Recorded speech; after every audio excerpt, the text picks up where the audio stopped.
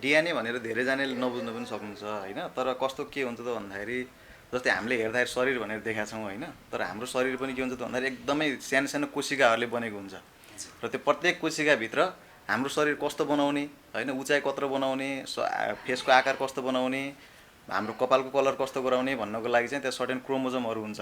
त्यो कोशिकाभित्र पनि क्रोमोजोम हुन्छ। हो, त्यो क्रोमोजोममा चाहिँ के हुन्छ त भन्दाखेरि डिएनए बसेको हुन्छ। जबरजस्ती गरिने छ भने चाहिँ होइन, अब त्यसमा अब यो महिलाको योनिबाट त्यो स्वाब लिने कामहरू हुन्छ। त्यसपछि अरू कुनै पुरुषको जुनै कपालहरू भयो, अरू कुनै त्यो महिलाको शरीरमा छ कि छैन होइन, अथवा हाम्रो शुक्रकीटहरू बाहिर शरीरमा फालेको छ भने त्यो पनि टेस्ट गर्न सकिन्छ। डिएनए टेस्टिङ भनेको चाहिँ अब प्रायःजसो यो एकदम नौलो टपिक हो होइन। जस्तै हामी जनमानसमा पनि त्यस्तै हो, स्वास्थ्य कर्मीलाई पनि इभन नौलै टपिक हो यो चाहिँ।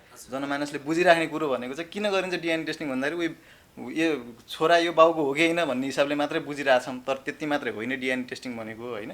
दर्शकवृन्द नमस्कार, यहाँहरू चुलबुली मिडिया हेर्दै हुनुहुन्छ। म सन्तोष कठायत, कर्णाली प्रदेशको राजधानी वीरेन्द्रनगर सुर्खेतबाट यहाँ सबैजनालाई हार्दिक स्वागत गर्दछु। आज हामीसँग तपाईँले थाहा पाइसक्नु भएको छ टाइटल र थम्बनेलबाट।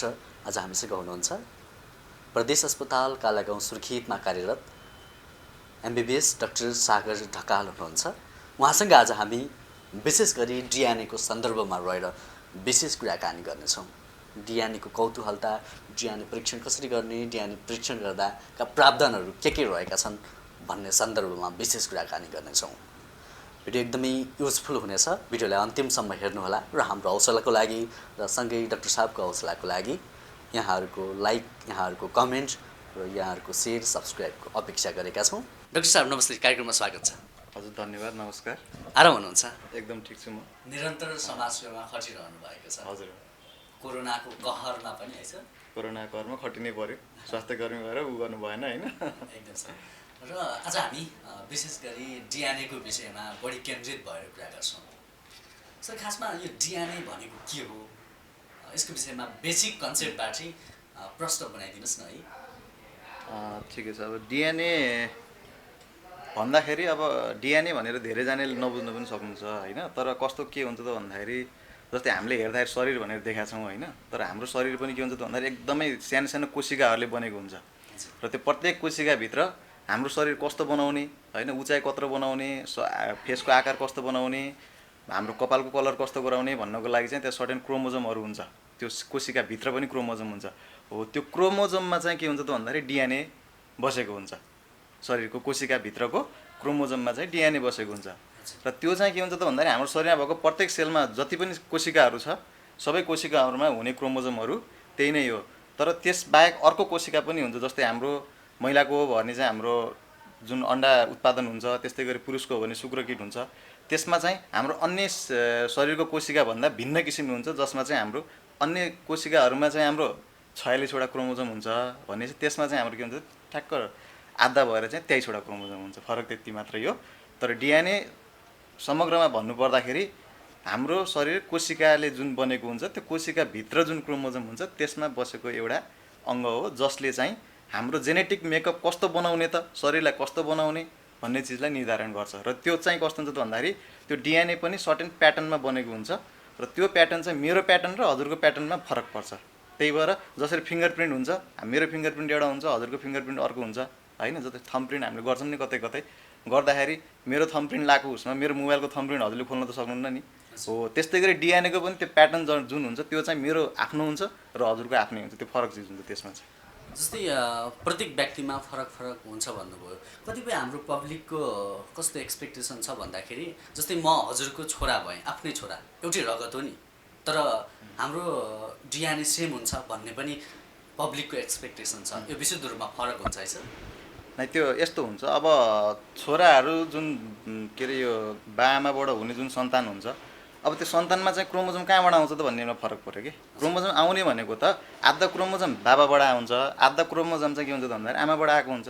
जसले गर्दाखेरि के हुन्छ त भन्दाखेरि जुन सन्तानको जुन क्रोमोजोम हुन्छ त्यो चाहिँ त्यो जुन सन्तानमा पनि त्यो के अरे 46वटा क्रोमोजोममा 23 गरेर मिलेर बसेको हुन्छ कि। त्यसमा चाहिँ एउटा चाहिँ बुवासँग मिलेर आउँछ, अर्को चाहिँ आमासँग मिलेर आउँछ कि। त्यस्तो चाहिँ हुने हो। भनेपछि फरक अँ, फरक चाहिँ हुँदैन, त्यो म्याचिङ चाहिँ हुन्छ के, कम्प्लिटली म्याच पनि भन्ने कुरो चाहिँ अलि हुँदैन होइन। तर के हुन्छ त भन्दा त्यो म्याचिङ हुन्छ, त्यसैको आधारमा चाहिँ हामीले अहिले त्यो डिएनए टेस्टिङ भन्ने हुन्छ होइन, त्यो म्याचिङ गर्ने भन्ने हुन्छ, त्यो कुराहरू त्यसको आधारमा चाहिँ बनाइरहेको हुन्छ। अब सर यो डिएनए परीक्षण जुन हुन्छ यसका प्रावधानहरू के हुन्छन्? जस्तै जस्ट एउटा नर्मल व्यक्तिहरू डिएनए परीक्षण गर्न अलिक गाह्रै हुन्छ होला, जस्ट यसको बारेमा पनि प्रावधानहरूको बारेमा अलिकति जानकारी गराइदिनुहोस् न, यहाँले धेरैजनाले हेर्दै अब हुनुहुन्छ। प्रावधानको कुरा गर्नु पूर्व पहिला डिएनए टेस्टिङ के हो भन्ने कुरो बुझौँ होइन। त्यति बुझिसकेपछि चाहिँ अब प्रावधानतिर अलिकति सानो छोटो कुरा गरौँला। डिएनए टेस्टिङ भनेको चाहिँ अब प्रायःजसो यो एकदम नौलो टपिक हो होइन। जस्तै हामी जनमानसमा पनि त्यस्तै हो, स्वास्थ्यकर्मीलाई पनि इभन नौलै टपिक हो यो चाहिँ होइन। नेपालमा पनि धेरै भाषा नै हुन थालेको, जसले गर्दाखेरि हामीलाई पनि त्यो एकदमै नौलो टपिकै हुन्छ। र हामीले यहाँ जस्तै म अहिले क्षेत्रीय अस्पतालमा कार्यरत छु, प्रदेश अस्पताल नामाङ्करण गरिरहेको छ। त्यो हुँदाखेरि चाहिँ हामीले त्यहाँबाट पनि डिएनए टेस्टिङको लागि चाहिँ पठाइरहेको हुन्छौँ होइन। तर त्यो पठाउनु पूर्व हामीले के गर्छौँ त भन्दाखेरि फरेन्सिक एक्सपर्ट भन्ने हुनुहुन्छ उहाँ काठमाडौँ, हामीले सल्लाह गरेर त्यही अनुसारले के कसो गर्ने भन्ने कुरो सल्लाह गरेर नै पठाउने गर्छौँ होइन। त्यही भएर त्यो सबैको लागि नौलो टपिकै हो। तर के हो त अब डिएनए टेस्टिङ भनेको भन्दाखेरि जुन अघि मैले भने हाम्रो शरीरमा प्रत्येक कोशिकामा त्यो डिएनए हुन्छ होइन। अब के गर्ने त भन्दा त्यही कोशिकाहरू लिएर त्यो डिएनए ल्याबमा लगेर कस्तो छ त त्यो डिएनएको प्याटर्न भन्ने कुरो चेक गर्ने हो। र एकचोटिको डिएनए स्याम्पलले मात्रै सबै कुरा पुष्टि हुने भन्ने कुरो छैन। जस्तै मेरो डिएनए स्याम्पल लगिसकेपछि त्यससँग कम्पेयर गर्ने अर्को डिएनए स्याम्पल पनि हुनुपर्छ होइन। त्यसपछि बल्ल के हो कसो हो भन्ने कुरो थाहा हुने कुरा हो। अब प्रावधान के छ त अब यसको गर्नु लागि भन्दाखेरि जस्तै अब किन गरिन्छ भन्ने कुरो पनि बुझ्नु पऱ्यो। त्यसलाई किन गर्ने त हामीले भन्दाखेरि पहिलो भनेको चाहिँ अब हामीले सुनिरहेको हुन्छ नि त, सबैले बुझिराख्ने कुरो भनेको चाहिँ जनमानसले बुझिराख्ने कुरो भनेको चाहिँ किन गरिन्छ डिएनए टेस्टिङ भन्दाखेरि यो छोरा यो बाउको हो कि होइन भन्ने हिसाबले मात्रै बुझिरहेछौँ। तर त्यति मात्रै होइन डिएनए टेस्टिङ भनेको होइन। डिएनए टेस्टिङको युज एकदम अहिले फैलिरहेको छ। त्यसमा चाहिँ पहिलो भनेको त जो जनमानसले बुझिराख्नु भएको छ त्यो भयो एउटा। अर्को भनेको चाहिँ हजुरको जस्तै अब परिचय नखुलेको व्यक्तिहरू हुन्छन्, परिचय नखुलेको लासहरू हुन्छन्। जस्तै माओवादी त्यत्रो जनआन्दोलनको बेला होइन कति उहरू के अरे यो जनमानसहरू हराउनु भयो, कतिको अहिलेसम्म पनि खोजी नीति त भइरहेछ तर पत्ता लागेको छैन भनौँ न। र पछि जब यो शान्ति सम्झौता भइसकेपछि फेरि कति ठाउँमा के भयो त भन्दाखेरि यो मानसको हड्डीहरू देखियो, कङ्कालहरू भेटियो होइन। अब त्यो कङ्काल कसको हो भन्ने कुरो आयो होइन। त्यो गर्दाखेरि जस्तै अब ल मेरो यो मान्छे हराउनु भएको थियो है भन्ने कुरो निवेदन दिनुभएको थियो होइन। अब उहाँहरूको जेनेटिक टेस्टिङ हेरेर त्यसै त्यो कङ्कालको टेस्टिङ हेर्ने क्या। अब हामीले कङ्कालबाट डिएनए निकालेर हामीले त्यसको टेस्टिङ गर्ने। त्यो गर्दाखेरि जुन उजुरी दिएर जसको डिएनए टेस्टिङ गरेको छ उसकोसँग त्यो कङ्कालको हड्डीको मिल्छ कि मिल्दैन होइन। जस्तै अब यो ठाउँबाट मेरो मान्छे हराउनु भएको थियो यति सालमा भन्ने कुरो हुन्छ होइन। त्यति भइसकेपछि त्यो कङ्कालबाट आएको जेनेटिक टेस्टिङ गरेर त्यो जुन निवेदन दिएको मान्छे जुन छ मेरो मान्छे हो भन्ने कुरो क्लेम गरेको मान्छे उसँग अथवा त्योसँग क्लोज रिलेटिभ चाहिन्छ फेरि जसले जस्तै अब मेरो अलि छिमेकी हरायो भन्ने त्यसरी चाहिँ त्यो डिएनए टेस्टिङ गर्ने मिल्दैन। एकदम नजिकैको रिलेसन जस्तै अब बुवा हरायो, छोरा हरायो होइन, त्यस्तो अवस्थामा चाहिँ हामीले उ गर्न सकिन्छ त्यो म्याचिङ गरेर। अर्को भनेको चाहिँ यो जुन जबरजस्ती करिणीको केसहरूमा होइन। जस्तै अब महिलाले त्यो जुन आरोपित हुन्छन् होइन गरिसकेपछि अब उसले चाहिँ के भन्छ त भन्दाखेरि अब मैले गरेकै छैन, भएकै छैन भन्ने जस्तो कुरा आएको छैन। त्यस्तो अवस्थामा पनि हामीले जे स्याम्पलहरू भेटिन्छ होइन त्यो नमुना सङ्कलनहरू गरेर त्यसपछि पुरुषको पनि सङ्कलन गरिसकेपछि त्यो पुरुषले गरेको हो कि होइन भन्ने कुरो त्यसरी पनि कुराहरू आउँछ। त्यो त्यसमा पनि गर्न सकिन्छ। अर्को भनेको चाहिँ जस्तै पेटमा बच्चा छ, बच्चा बसिसक्यो अनि महिलाले चाहिँ यसकै बच्चा हो भन्ने कुरो हुन्छ होइन। अब तर केटाले चाहिँ के हुन्छ त भन्दाखेरि मेरो बच्चा हुँदै होइन भन्ने कुरा नि आउँछ होइन। त्यस्तो अवस्थामा पनि चाहिँ के हुन्छ त भन्दाखेरि त्यो पेटमा जुन भएको बच्चा हुन्छ होइन अब त्यो राख्ने हो कि फाल्ने हो भन्ने त्यो फेरि छुट्टै प्रक्रियाहरू छन्। त्यस्तो हिसाबले त्यो बच्चाको पनि उ गरेर त्यसरी त्यो म्याचिङ गरेर हेर्न चाहिँ सकिन्छ। यसरी हामीले यो प्रक्रियाको लागि चाहिँ हामीले डिएनए टेस्ट गर्छौँ। अर्को अझ छुट्याउनु नहुने भनेको चाहिँ जस्तै यहाँ हाम्रोमा त्यस्तो केसेसहरू आउँदैन। जस्तै प्रसुति उसमा भयो अलिक ठुल्ठुलो जुन प्रसुति वार्डहरू हुन्छ त्यसमा कहिले के हुन्छ त भन्दाखेरि बच्चा साटिने अथवा छोरी भएको ऊ छ भने चाहिँ यो मेरो बच्चा होइन मेरो छोरा थियो भन्ने कुरा पनि आउँछ क्या होइन। त्यस्तो अवस्थामा पनि अब फेरि त्यहाँ धेरै ठुलो इस्यु आउँछ बुझ्नु। त्यो बच्चा साटेको केस बनाइदिन्छन्, बनाइदिइसके धेरै इस्यु आउँछ। त्यसमा पनि अब हो कि होइन भन्ने त्यस्तोमा पनि छुट्याउनलाई चाहिँ हामीले डिएनए टेस्टिङ गर्छौँ। अब त्यसको लागि चाहिँ आमाको बाबाको अनि त्यो बच्चाको डिएनए गरेर कतिको म्याच हुन्छ भनेर गर्ने हो होइन। अब प्रावधानको कुरा गर्दाखेरि चाहिँ अब हामी as a medical officer doctor भइसकेपछि हामीले स्याम्पल त पठाउनुपर्छ। हामीले स्याम्पल पठाउनु लागि चाहिँ अब जसरी केस अगाडि बढिसकेपछि हामीलाई ल यो केसको यस्तो यस्तो गरिदिनु है भनेर मुचुल्का रेडी भएर आउँछ होइन। मुचुल्कामा हामीलाई लेखिएकै हुन्छ क्या नमुना डिएनए टेस्टिङको लागि पनि पठाउनु होला भनेर लेखेको हुन्छ अब त्यति बेलासम्म प्रक्रिया उतातिर कोर्ट हुँदै प्रहरी हुँदै कता कताबाट आउँछ भन्ने कुरो त हामीलाई त्यति धेरै थाहा हुँदैन होइन। तर जब केस हामीसँग आइपुग्छ, हामीसँग आइपुगेपछि चाहिँ अब त्यो डिएनए टेस्टिङको लागि पठाएको छ कि छैन भन्ने कुरो थाहा पाइसकेपछि अब डिएनए टेस्टिङ केसको लागि गर्न खोजिएको हो भन्ने कुरो छुट्याउनु पऱ्यो पहिले। अब जसको लागि गर्न खोजिएको हो त्यसैको कारणले गर्दाखेरि चाहिँ हामीले त्यस्तै त्यस्तै स्याम्पलहरू, जस्तै अब जबरजस्ती गरेनी छ भने चाहिँ होइन, अब त्यसमा अब यो महिलाको योनिबाट त्यो स्वाब लिने कामहरू हुन्छ। त्यसपछि अरू कुनै पुरुषको जुनै कपालहरू भयो, अरू कुनै त्यो महिलाको शरीरमा छ कि छैन होइन, अथवा हाम्रो सुक्रेकेटहरू बाहिर शरीरमा फालेको छ भने त्यो पनि टेस्ट गर्न सकिन्छ। त्यस्तो कुराहरू छन्। र कहिले कहिले चाहिँ के हुन्छ त भन्दाखेरि अब यो बुवा होइन छोरा होइन भन्ने डिस्प्युट पनि धेरै आउँछ। त्यस्तो अवस्थामा चाहिँ हामीले जस्तै अब सबै केस आइसकेपछि अब यो मेरो छोरा होइन भन्ने हिसाबले कुराहरू भइरहन्छ। अब त्यस्तो हिसाबमा चाहिँ अब हामीसँग उताबाट कोर्टबाट अर्डर आइसकेपछि अब त्यो अर्डर हामीलाई मुचुल्काको रूपमा आउँछ। केस हामीलाई आइसकेपछि हामीले त्यो केस अगाडि बढाउनुपर्छ। बढाइसकेपछि त्यस्तो अवस्थामा चाहिँ हामीले त्यसपछि बच्चाको डिएनए स्याम्पल पठाउनुपर्छ। बच्चाको डिएनए स्याम्पल पठाउनु बेला चाहिँ हामीले अब रगत पठाउनु पनि सक्छौँ हामीले, अथवा चाहिँ यो जुन यो गालाभित्रको जुन छाला हुन्छ अलिकति हल्का त्यो स्वाब गरेर पठाउँछौँ होइन। अनि त्यो स्याम्पल एउटा मात्र स्याम्पलले चाहिँ हुँदैन फेरि होइन। फेरि अब के गर्नुपर्छ, जो चाहिँ यो बुवा हो भनेर जुन त्यहाँ आरोप लगाइएको हुन्छ होइन, अब त्यो आरोपित जुन हुन्छ उसको पनि हामीले के गर्छौँ त त्यो बकलबाट अथवा रगत तानेर पठाउँछौँ। अनि ल्याबमा गइसकेपछि के हुन्छ त भन्दाखेरि अब उनीहरूले के गर्छन्, अब त्यो दुईटाको स्याम्पल म्याच गरेर हेर्छन्। म्याच गरेर हेर्दाखेरि कति % म्याच भयो त होइन, त्यो सिक्वेन्स गर्छन् के, दुईटाको डिएनएको सिक्वेन्स हेर्छन्। सिक्वेन्स हेरिसकेपछि जस्तै अब कति % म्याच भयो भन्ने आउँछ कि, त्यसले गर्दाखेरि यो सम्भावित बाबा हो कि होइन भन्ने कुरो त्यसरी उनीहरूले त्यहाँबाट रिपोर्ट निकाल्छन्। र यो प्रक्रियामा चाहिँ के हुन्छ त भन्दाखेरि एकदम बिचमा अलिकति चेन अफ कस्टडी भनेर भनिन्छ होइन। चेन अफ कस्टडी मेन्टेन गरिएन भने के हुन्छ त भन्दाखेरि जस्तै एउटा कम्प्युटर साइन्समा एउटा फर्मुला छ नि, गार्बेज इन गार्बेज आउट भनेर के होइन। कम्प्युटरलाई हामीले रङ इन्स्ट्रक्सन दिनुभयो भने आउटपुट पनि के आउँछ त रङै आउँछ। यो डिएनए टेस्टिङमा पनि त्यस्तै नै हो। हामीले स्याम्पल के पठायौँ त होइन, गलत स्याम्पल गयो, गलत तरिकाले गयो होइन, अथवा उहाँसँग पुग्न सकिएन अर्कै स्याम्पल पुग्यो भने चाहिँ अब त्यसबाट उचित रिपोर्ट आउँछ भनेर भन्न सकिँदैन होइन। त्यसको लागि चाहिँ के हुन्छ भन्दा पुरै चेन अफ कस्टडी भन्छ, त्यो मेन्टेन गरेर पठाउनुपर्छ। कुन स्याम्पल कसकोबाट कति समयमा कतिवटा के पठाइयो भन्ने कुरो सबै गरेर त्यसपछि हामीले पुरै इन्भेलपभित्र त्यसलाई राखेर त्यसपछि बाहिरबाट सिल्ड गरेर अनि कसलाई बुझाइयो त हस्तान्तरण कसलाई गरियो, अनि बाहिरबाट एउटा फर्म हुन्छ, बगायत एउटा ठुलै फर्म हुन्छ होइन, कहिले कलेक्ट गरेको स्याम्पल के स्याम्पल कलेक्ट गरियो, त्यस कहाँ पठाएको, कोसँग पठाएको समेत। अब त्यहाँ हामीले हस्टेलबाट त सबै ल्याबसम्म हामीले त पुर्याउन सक्दैन, बिचमा त्यहाँबाट हामीले जो प्रहरी लिएर हुन्छ प्रहरी हवल्दारले हामीले ह्यान्डओभर गर्छौँ। त्यसपछि उहाँहरूले पनि त्यही अनुसारले ह्यान्डओभर गर्दै माथि पुग्छ स्याम्पल। त्यहाँसम्म पुग्ने बेलासम्म चाहिँ त्यो सिल्ड नतोडियोस्, स्याम्पल चेन्ज नहोस्। कहिले कहिले एउटा स्याम्पल पठाउँछ पुगिहाल्छ अर्को स्याम्पल हो, त्यो नहोस् भन्नको लागि चाहिँ हामीले नै के गर्छौँ त भन्दा त्यो चेन अफ कस्टडी मेन्टेन गर्नको लागि पुरै सिल्ड प्याक गरेर सबै स्याम्पलको विवरण डिटेलमा लेखेर पठाउनु पर्ने हुन्छ। त्यो भइसकेपछि अनि बल्ल त्यो डिएनए टेस्टिङहरू गएर पछि रिपोर्ट आउने त्यो कुराको चाहिँ। जस्तै जस्ट जनमानसको कस्तो छ भन्दाखेरि कुनै पनि स्वाब डिएनएको मात्र कुरा नगरेर कुनै पनि स्वाब परीक्षण गर्दाखेरि बिचमै चलखेल हुने, पोजिटिभ र नेगेटिभ रिजल्ट आउने त्यस्तो खालको चलखेलहरू पनि भइराखेका हुन्छन्। यसमा चाहिँ यो कतिको सम्भावना हुन्छ?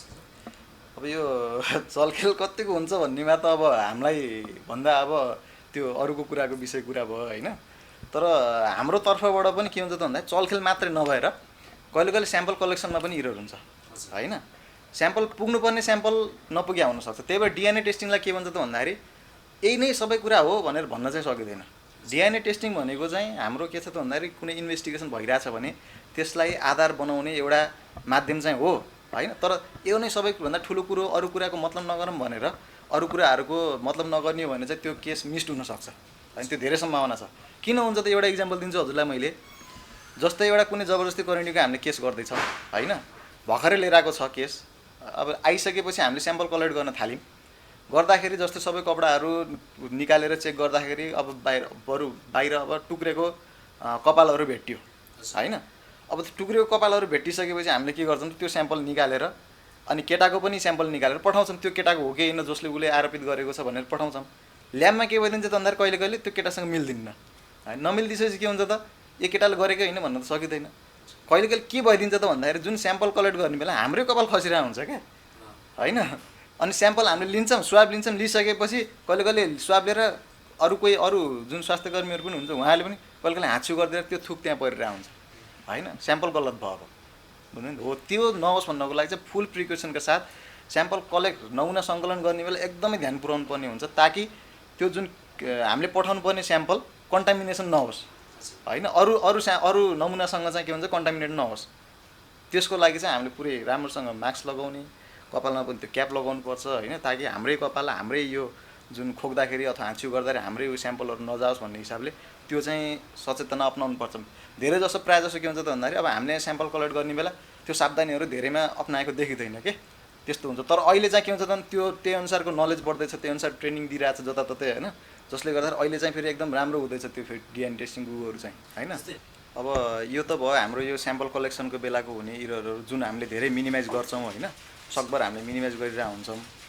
अनि त्यो भनेको चाहिँ अब यताबाट जस हामीले चेन अफ कस्टडी मेन्टेन गरियो त्यसपछि हामीले स्याम्पल कलेक्सन राम्रोसँग गऱ्यौँ भने चाहिँ चलखेल हुन सक्ने सम्भावना एकदम कम हुन्छ क्या होइन त्यस्तो हुन्छ अब त्यही अनुसारले अब त्यो ट्रेनिङहरू त्यही अनुसारले भइरहेछ होइन अहिलेको अवस्थामा के छ त भन्दा जुन अब बाहिर कसो गर्छन् के गर्छन् भन्ने त अब बाहिर पनि त्यही अनुसारले ट्रेनिङ भइरहेछ हाम्रो यहाँ प्रदेश अस्पतालमा पनि एकदमै राम्रो इम्प्रुभमेन्ट भइरहेछ अहिले त्यो डिएनए टेस्टिङको बारेमा हामीले चाहिँ त्यही अनुसारले जुन त्यो सिल्ड प्याक गरेर अब सबै स्याम्पलहरूको विवरणसहित चेन अफ कस्टडी मेन्टेन गरेर हामीले हस्तान्तरण गरिसकेपछि अब त्यो स्याम्पल चेन्ज हुन सक्ने सम्भावना चाहिँ अलिकति थोरै मात्रामा मात्रै हुन्छ कि त्यो भइसकेपछि चाहिँ के हुन्छ त भन्दाखेरि अब त्यो सिल प्याक खोल्यो भने उहाँ थाहा भइहाल्छ होइन त्यसपछि कुन स्याम्पल पठाएको हामीले भन्ने कुरो सबै विवरण हुन्छ कुन स्याम्पल कतिवटा पठाएको भन्ने नि हुन्छ होइन अब बिचमा स्याम्पल चेन्ज हुने जस्तो भयो भने पनि त्यहाँ जानकारी भइहाल्छ हामीले पठाएको लिस्टमा त अर्को एउटा स्याम्पल हुन्छ होइन अब उहाँ गइसकेपछि अर्को स्याम्पल गयो भने अब उनीहरूले त इन्फर्म गरिहाल्छन् फेरि त्यही भएर के हुन्छ त भन्दाखेरि चलखेल हुने नहुने भन्दा पनि कसरी मिनिमाइज गर्ने भन्नेतिर लाग्नुपर्छ त्यो मिनिमाइज गर्ने एउटा मात्रै उपाय भनेको चाहिँ सबै कुन कुन स्याम्पल पठाइयो सबै विवरणसहित डिटेल विवरणसहित हामीले पुरै चेन अफ कस्टडी मेन्टेन गरेर सिल प्याक गरेर कसलाई हस्तान्तरण गरिएको भनेर समेत उसले गरेर पठाइयो भने अनि फेरि उसले चाहिँ जुन हामीले हस्तान्तरण गरेको व्यक्तिले फेरि उसले पनि के गर्छ त उसले कसलाई हस्तान्तरण गर्यो भन्ने कुरो फेरि त्यहाँ आउँछ क्या त्यो भइसकेपछि के हुन्छ त बिचमा कतै चेन्ज भयो भने त्यसो सबै विवरण त हुन्छ नि त कहाँनिर गएर चेन्ज भयो भन्ने कुरा भइसकेपछि अनि फेरि उता कारबाही हुन थाल्छ क्या त्यही भएर त्यो कसरी मिनिमाइज गर्न सकिन्छ भन्नेमा चाहिँ त्यसै मिनिमाइज गर्न सकिन्छ अब चलखेल कति हुन्छ के हुन्छ भन्ने कुरामा चाहिँ मलाई त्यति जानकारी चाहिँ भएन होइन तर मिनिमाइज गर्ने तरिका चाहिँ यसरी चाहिँ हामीले गर्न सकिन्छ डिएनए टेस्टिङ गर्ने जुन ल्याब टेस्ट गर्ने ल्याब सुर्खेतमा चाहिँ छैन काठमाडौँ पठाउनुपर्छ हाम्रो यहाँ चाहिँ छैन ल्याब हामीले पठाउने भनेको बाहिर नै हो होइन तर हामीलाई इन्स्ट्रक्सन आयो जानकारी आयो पठाउनु पऱ्यो भन्ने हिसाबले हामीलाई मुजुल्कामा आयो केस आयो भने चाहिँ हामीले यहाँबाट निकालेर पठाउँछ आफ्नो महत्त्वपूर्ण समय हाम्रो लागि छुट्याउनु हो र हाम्रो कार्यक्रममा सहभागी हुनुभयो हजुरलाई धेरै धेरै धन्यवाद। हस्।